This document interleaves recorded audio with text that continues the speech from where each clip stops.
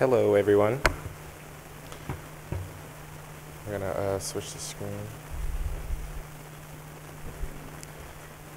My name is Christian Harvey. I am a graduating senior Africana Studies major. I am also a Mellon Memory, Movement, and Justice creator, founder of Amplify Black Voices, and curator of the Tied to the Land exhibit. Today, I will be moderating a conversation titled Tied to the Land. Our panelists today are Ms. Jillian Hishaw.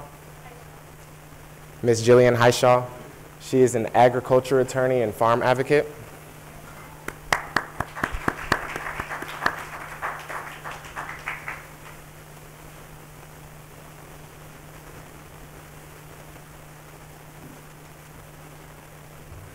Next, we have Mr. Josiah Jazz Watts. He is the commissioner of the Gullah Geechee Cultural Heritage Corridor.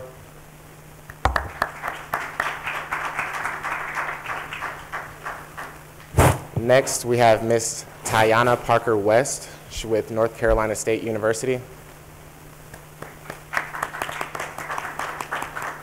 And last but not least, we have Queen Quet, Chief Test of Gullah Geechee Nation.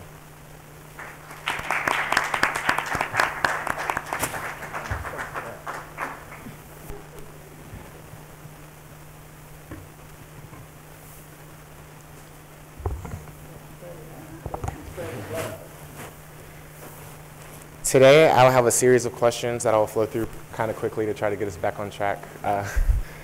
But to start off briefly, could we have a bio of each of you and everything you're involved in?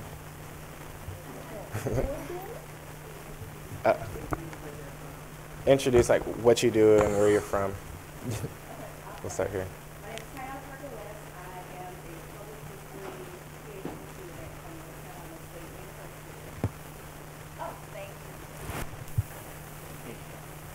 I'm Tyanna Parker West. I'm a public history doctoral student at North Carolina State University.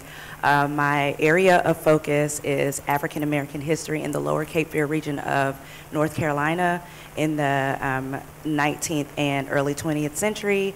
And yes, a lot of my work includes Gullah Geechee culture and its connection to Brunswick County, North Carolina. North Carolina is a part of the Gullah Geechee corridor. Where my family is from is at the bottom of North Carolina, the southeasternmost part before you get to the South Carolina line. So that's where my focus is.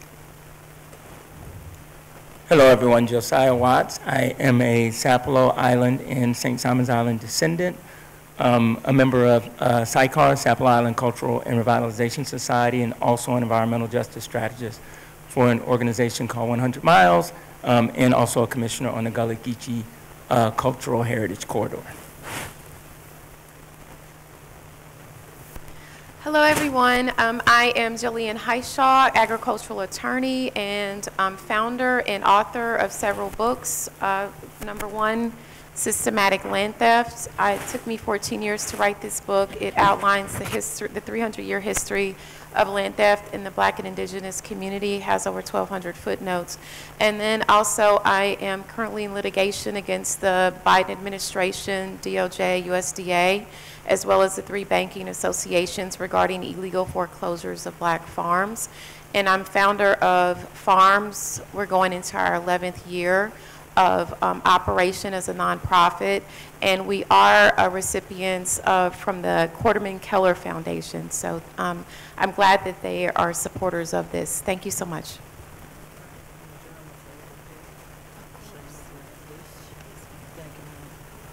Peace, blessings, and love. How on the children be? Sound like on a tie it in you. Happy Black History Month, everybody. Happy Reclamation. You can't do no reclamation when you're tired. So y'all might as well get some strength up right now. Okay, I the Queen Quet, head from the body of the Gullah Geechee Nation. I the founder of the Gullah Geechee Sea Island Coalition. I the one that got the Gullah Geechee Cultural Heritage Corridor established with Congressman James Clyburn of South Kakalaki and things like that. And I spent 9 years of my life doing that work.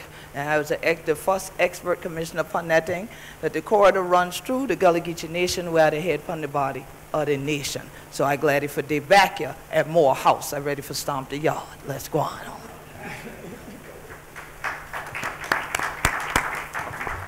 So I have 2 questions for everyone. I will start down with Queen Quet, work our way to the podium, and then back that way.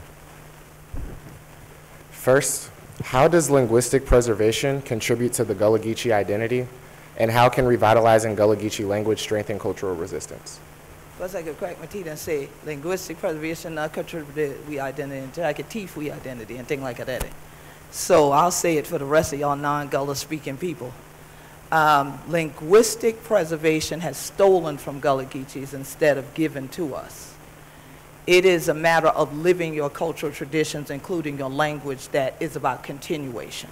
I'm about continuation, not preservation.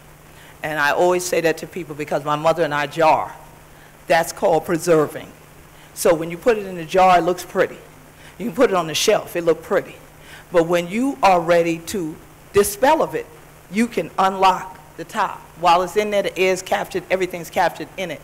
Once you unlock the top, you can devour it and then expel it, and it's gone. And that's what preservation has done. So now we have people who are saying they're writing about Gullah language who've never spoken Gullah in their lives, but it's a career hop to do it. And so they've bastardized a lot of it and commercialized things that are not actually the Gullah language, and now people are buying it. And so it's commodified. So it has taken a lot from us, the so-called linguistic preservation, as opposed to the empowerment of the people who still live by the language. And I spoke about it years ago, the way we speak, the way we live. Thank you for that insightful answer. Our next question is for Ms. Hishaw. In what ways can the preservation of Gullah Geechee land rights serve as a model for indigenous land struggles worldwide? And how might they inform broader conversations about sovereignty and self-determination?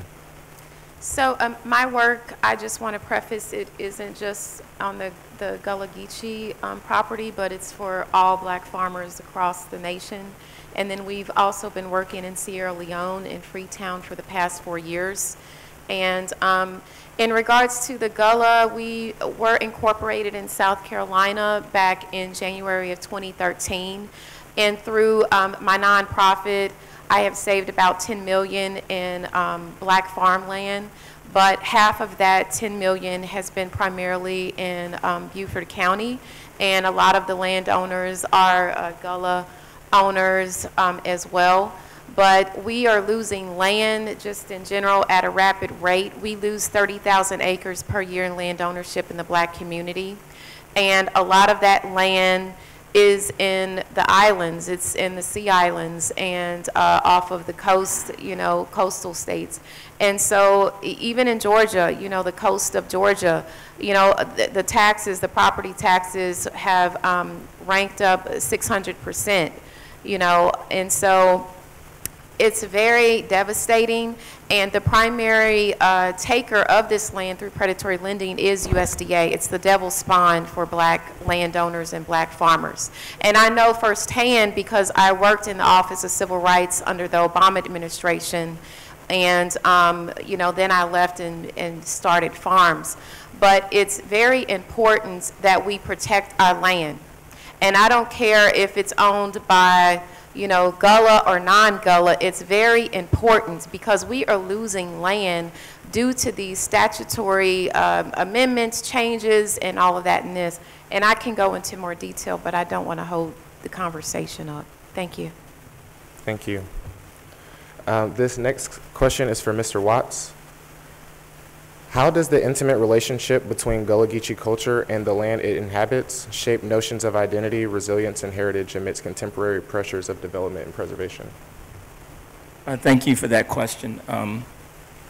It shapes it in every way, fashion, and form. I mean, first, you know, before I even talk about the land, I have to acknowledge the, you know, my ancestors before me who make it so that I can be sitting here right in front of you right now. I have to, you know, of course, acknowledge my young cousin Ahmaud Arbery, who was connected to the land, but there were people who thought he did not belong in the space or in the land. And it'll be 4 years since his lynching, since the taking of his life. And I want to also lift him up and also honor him. And so when I think about that question, you're talking about identity, you know, I'm a descendant from Sapelo Island. I walk on the land and the very earth that my ancestors were enslaved on, that my ancestors worked on, that my ancestors fought and emancipated themselves on. I feel that dirt, the mud that's under my feet. We fight day in and a day out, and I realize that historically in all of our communities, it's almost cyclical. Every several years or so, there's something, whether it's with property taxes, whether it's with land usage, whether it's with zoning laws, whether it's with county commissions. It just keeps going and it keeps going. And how do we fight and how do we fortify the land? Because the land is a part of who we are. It makes us, it identifies us. You can't tell our story without it. We are everything with it and nothing without it. I worked for a few years for something called the Georgia Heirs Property Law Center, and there is where I gained so much knowledge when it comes to heirs property and how they attack the chinks in the armor to get at the land, to have land theft, in a sense. And right now, if all of you don't know, and I'll end, Sapelo right now is going through what they call a rezoning, where commissioners voted in September to rezone the entire community to build much larger structures, you know, and taking out our historical identity that's in our zoning. And we knew exactly what we wanted. So we're now in a legal battle where we're trying to push for a referendum, and at the same time, we have the Southern Poverty Law Center in Jason Carter's law firm representing us in that battle. So I think when you say how are they related, they are forever connected. We are connected to the dirt and the land and the stories, and it is all one. Thank you. In order to keep order, for Ms. Parker West, I will give you both questions and then we'll head back that way. Okay. The first is, considering historical trauma, how can a healing and reconciliation empower the Gullah Geechee community to reclaim agency over their narratives and futures? That's a really good question. I'm going to speak specifically from folks who are from the North Carolina leg of the corridor, because many of us do not even realize that we are Gullah Geechee or we're descendants of Gullah Geechee people, and the ones that do, they don't look at it as something to be proud of.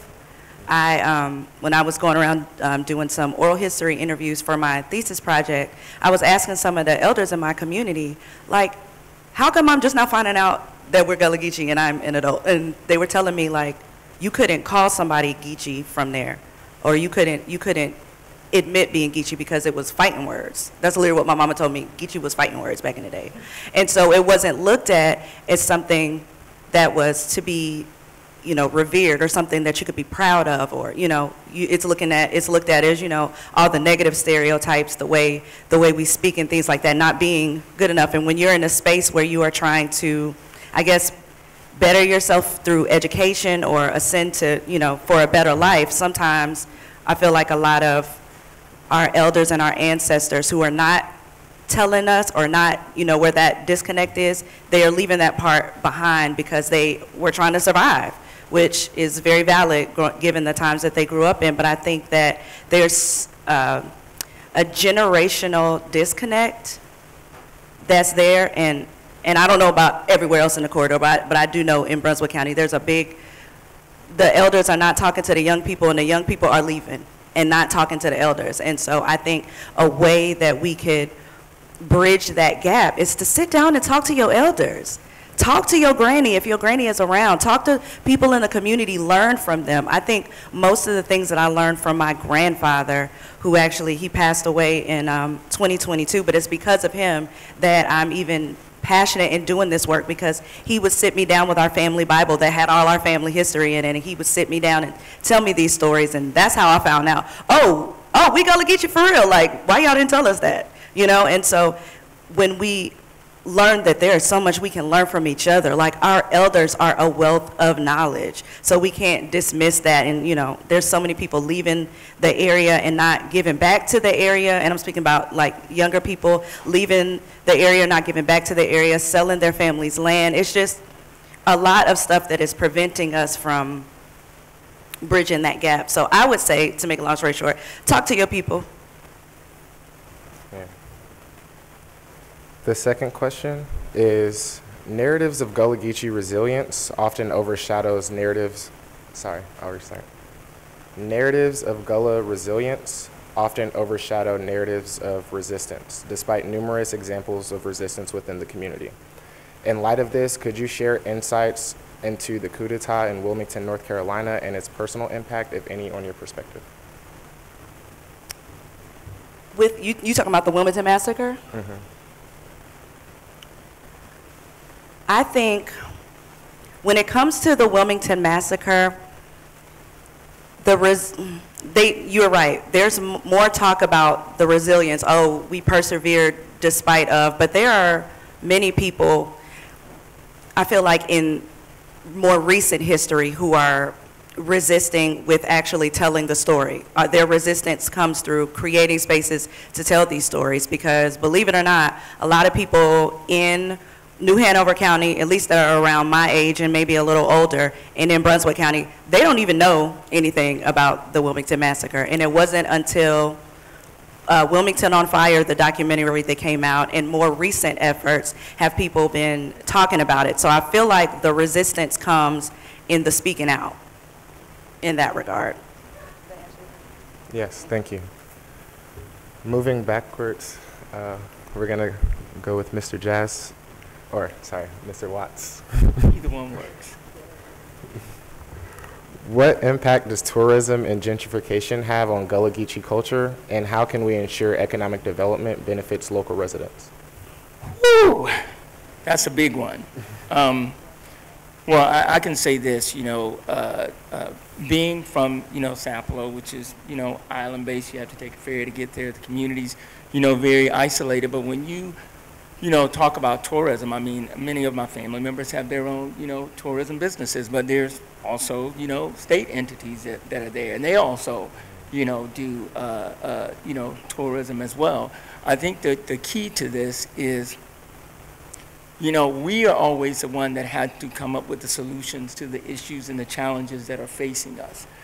So we have to be creative. We have to be innovative. We have to try to do what we can to tap into the different resources and funding to be able to create our own future, to create our own spaces. Because if we don't, we get overrun. Because everything around us, when it comes to economic development, when we talk about cities and counties and municipalities, that govern our spaces, they're usually doing something that primarily benefits them and benefits the communities the least. And so in order to combat that, in a sense, we're also talking about, changing policy, changing how, states function when it comes to tourism, our counties or cities. That comes along with representation, and that gets into, having the right people in the right spaces to be able to create policies that don't hurt the community, but do more to support it and do more to uplift those indigenous people in the communities that have the tour businesses or have their own, tourist industries. So, and on the island, we're dealing with that right now. But what we do is we try to uplift one another. We uplift, those are in our communities that have businesses. And then we also try to talk to those entities and get them to do more to support us. But it is a challenge. I think that is something that is, something we deal with every day, and that's the journey that we have right now.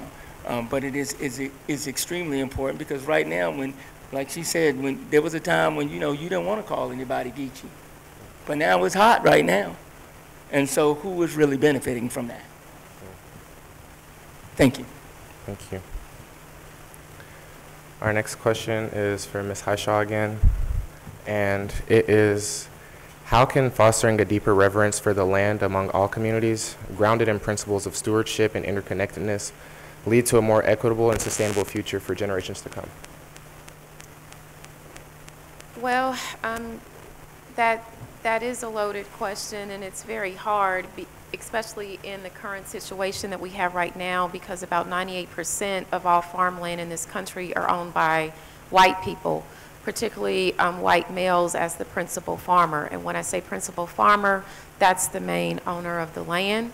And then the remaining you know, 1 to 2% are owned by, you know, quote, people of color collectively. And so particularly in the Black community, I've been doing this work since 1999, and I've lived in the Charleston area, and then I've lived the past 12 years in Charlotte. And when I was in the Charleston area, I was working for the USDA Wetland Research Center, and I was doing work with Weyerhaeuser, the timber company. And the purpose of that was to do an assessment of habitat for migratory birds, and then they would clear cut a section of it and then leave the other section as habitat. And in living there, because I'm born and raised Kansas City, Missouri, the Gullah community was very vibrant in the 90s when I lived there. And then coming, you know, 15 years later to North Carolina, I do resonate with what Ms. West stated, that it was like a stark contrast. Like, people didn't want to admit that they were Gullah. And so in doing a lot of land protection work, particularly with the property tax issue, we've been paying property taxes for Gullah landowners for about the past 5 years. But one of the things that surprised me that was on the tax list that we saved from a tax lien, we've saved about, I believe it was 16 different cemeteries that were on the list for sale. And it was on the list for sale because of a sewer tax. And I'm like, geez, you know, I was just shocked. Stormwater, yes, so sorry. I was so surprised that the cemeteries were listed. And the thing is that cemeteries are protected land. And the fact that the county is selling it because, you know, first come, first serve, highest bid, and most of those people are rich white people.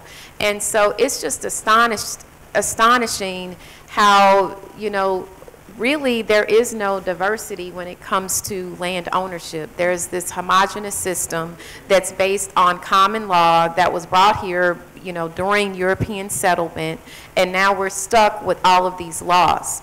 And a lot of the farmers are stuck with all of these laws through the U.S. Department of Agriculture. And the USDA was founded a year before Emancipation Proclamation.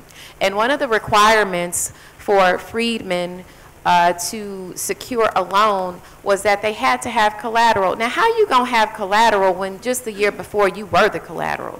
I'm like, that don't even make no sense. And then 150 years later, they're requiring black farmers to over-collateralize by over 100% on an ownership loan. And then when they go to apply for an operating loan, because you have to have seed to plant, they don't have anything else to collateralize. They don't have nothing compared to a white farmer that's 10 to 20% on average.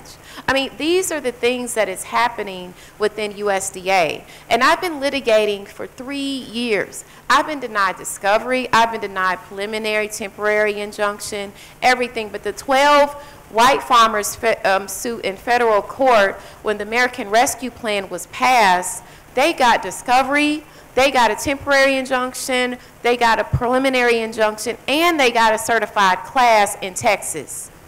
Meanwhile, when I'm basing my suit on the same thing, equal protection under the Fifth Amendment, I can't get anything. And then my plaintiffs, half of them have gotten debt relief, but I just realized this past week, that now USDA has a law that was passed in 2016 that if you get debt relief, you can't apply for any loan. I mean, it's like I went to court to get them debt relief, and now it's very frustrating. It's very frustrating. And there's a difference. There's a difference between the way the white farmers got a grant. They only had a 3-page application. Meanwhile, black farmers had a nearly 40-page application that was just submitted 2 weeks ago. And all of these janky lawyers would say, well, you know, we can represent you. They're taking 30% of what the farmers are getting. And my grandfather's land was taken from a lawyer. That's why I became a lawyer. You know, our 160 acres were taken because we hired him to pay the property tax on the land, but he stole the money and the land was sold in the tax lien sale without notice being given to my pawpaw. So it's just, it's the same stuff 50 years later. Sorry to, but anyway, it applies no matter whether it's Gullah or not. It's just a shame. Yes. Thank you. Thank you so much. Lastly, for Queen Quet, can you share with us the process of creating the cultural protective overlay for St. Helena Island and what has been its impact?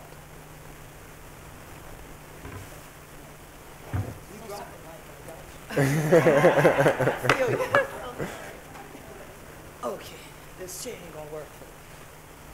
Hold on, just a little while longer.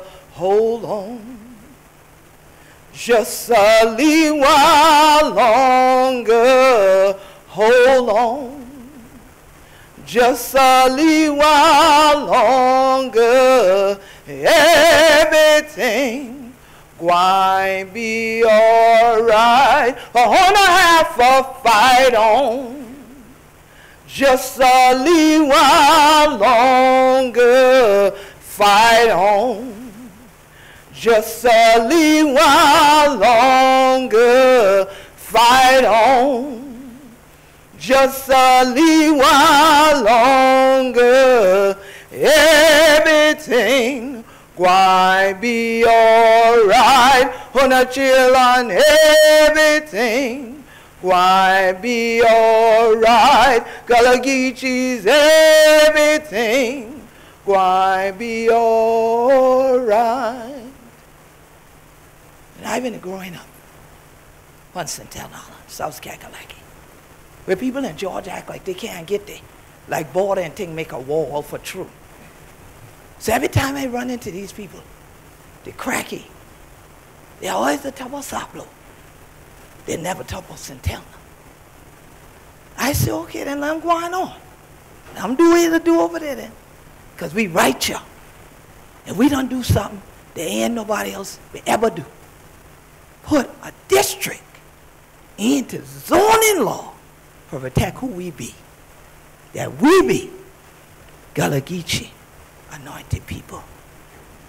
So in 1999, yeah, I heard you clapping, I appreciate it. And in 1999, the Cultural Protection Overlay District became a zoning law in Beaufort County, South Carolina. But let us be very clear. That law wasn't worked on in 99. That law had to be worked on prior to that. Where there is no vision, the people perish. So don't think nobody came to St. Helena and opened our eyes to anything. Our ancestors, our elders, people like my mother who have lived 9 decades were there when Dr. King came to St. Helena, sat in those meetings and did the sit-ins, and she can tell me, like this room, it sure was not full.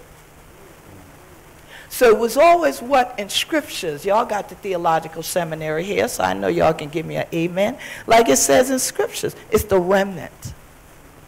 So it's that small group of people who had vision on St. Helena that said, okay, these folks are trying to put us out, and that is evidenced by what exists in the exact same county that I'm raised in and that all my family roots stem out of. I don't know why she pointed my way when she said she used to live in Charleston, because I'm like, I'm from Beaufort County. I don't know why she pointing over there.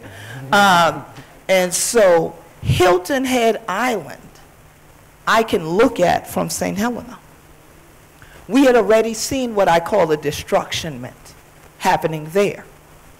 It started to encroach over onto ancestral property from my grandmother on my father's side, which is Dato Island, which neighbors Palawana Island. Palawana Island was the first indigenous reservation signed into law by U.S. federal government. And they said, we're going to put all them Indians on there, and then they're going to do what we want them to do, or we'll starve them to death there. Well, fortunately, as I am evidence, they didn't starve everybody. Because Data is named after Chief Data. That is my ancestry as an indigenous person, as well as Kusabo, okay? As well as my African ancestry.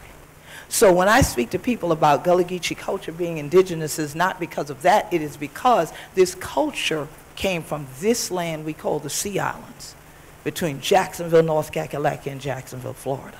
It grew from that soil. We're the souls of that soil. So here it is when elders are gathering, they have a collective consciousness that goes back to the 1500s in that soil that says we were self-sufficient on it. So I was shocked when the question about self-determination went to my sister, the attorney here, and not to me.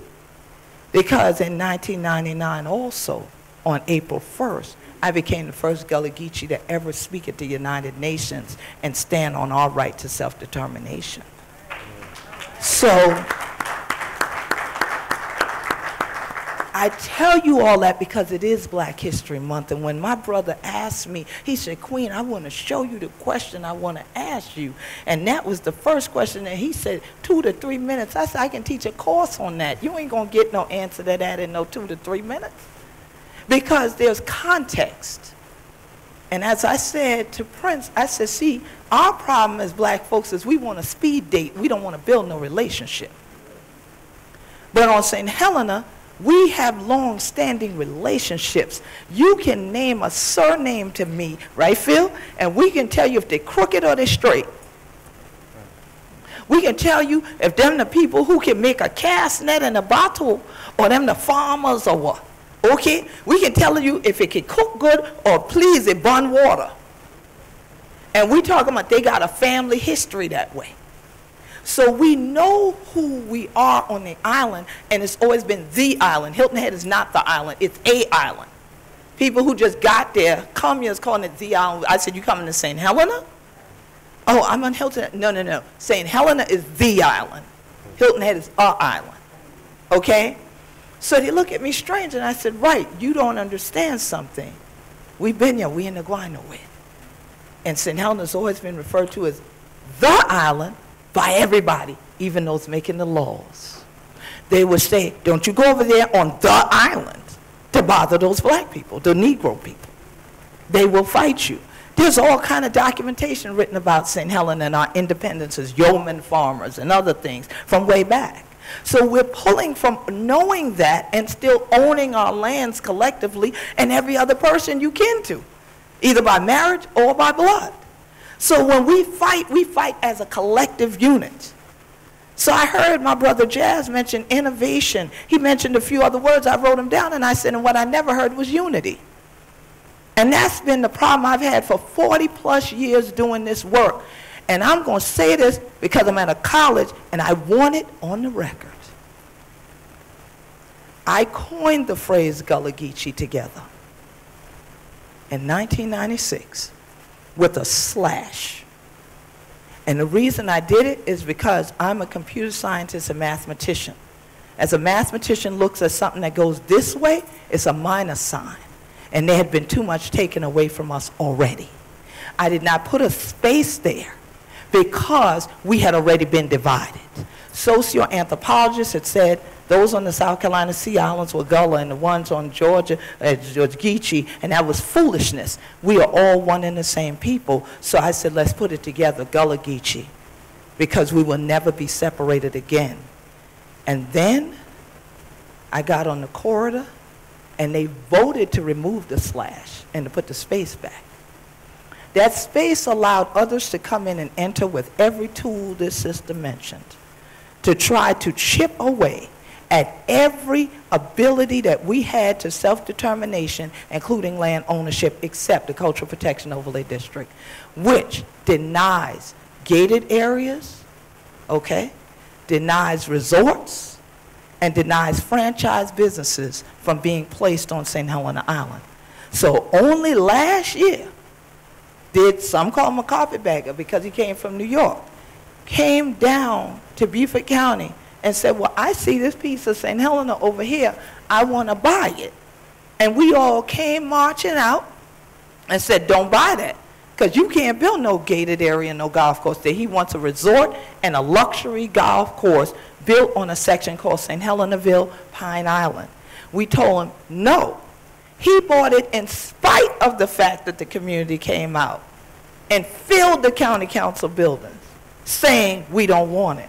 He paid $18 million instead of $20 million for it. So now he felt the county should still give him what he wants. He's now asked to get carved out of the Cultural Protection Overlay District as a special thing just for his property. No, because you are going to damage the infrastructure of all of St. Helena and thereby finish destroying Gullah Geechee culture in Beaufort County and finish off the coast if you kill St. Helena, and we not having it. What I say, we been here, we in the grind, no way tall. So everything that my sister, my brother, my sister here has mentioned are all the tools people have tried to use against us.